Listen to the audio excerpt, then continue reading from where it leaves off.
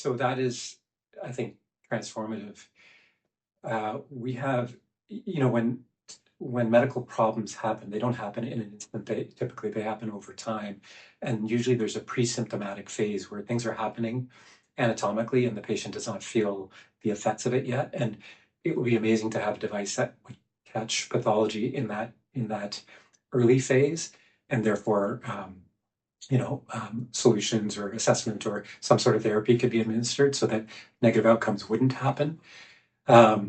Let's talk about a couple of settings. Let's talk about the ICU or, emergent care situations. People are there, they have major medical problems, they're lying in a hospital bed, sometimes for days, weeks, months. And so if you had a continuous device that could assess their cardiac function, their cardiac output,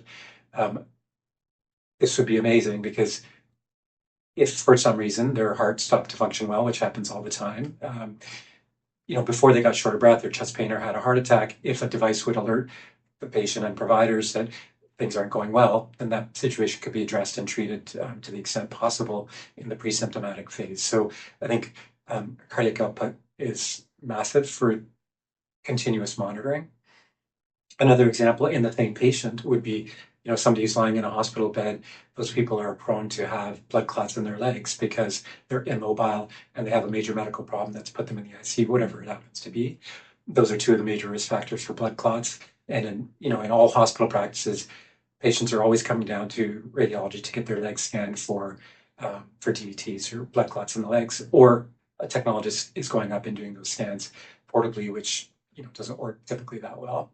If you had a device that could be placed on someone's legs in a couple of strategic spots, and when thrombus was detected by the patch or a change in blood flow, before they even felt the swelling and the redness in their calf that typically is a sign of blood clot, if one could identify that, that would be amazing, because blood or anticoagulation, blood thinning medication could be started straight away before a clot fully forms. So those are two immediate thoughts in the ICU or emergent care settings where continuous monitoring would be useful. I can think of a million others too. Well, I think anytime that you can disseminate technology across a population, particularly if it's inexpensive, that elevates healthcare for all participants.